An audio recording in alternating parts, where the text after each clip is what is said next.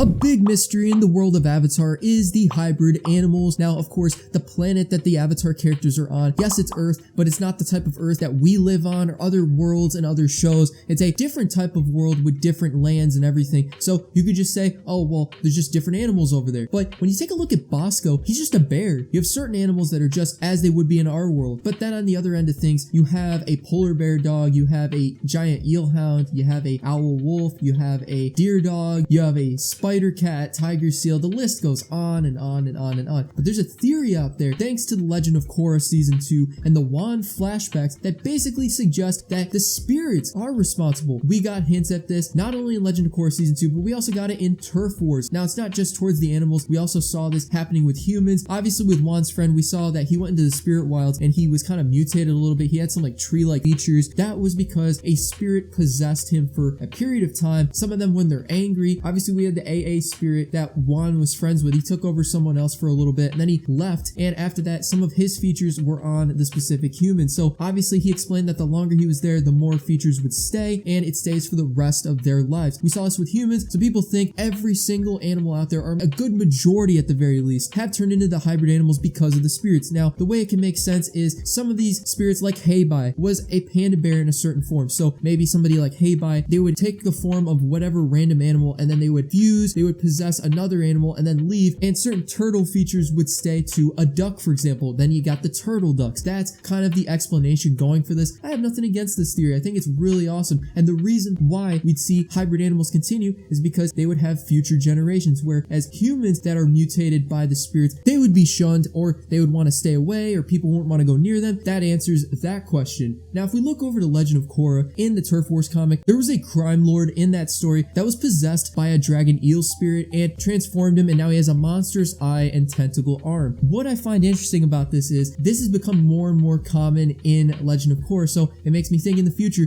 would it be possible to have like a whole mutant story? We have a whole separate nation like Republic City, but a separate nation for just mutants. Obviously, I don't think it would go that crazy. I don't even think they would go into that area because the world of Avatar, I feel like that's more of like a Teenage Mutant Ninja Turtle thing. I don't think they would go that route, but it's just cool to think about, and it's cool that this theory is out there. But speaking of certain animals, if you guys want to learn about the hidden lion turtle scene in the Legend of Korra Season 2, you're going to want to check this video out right here.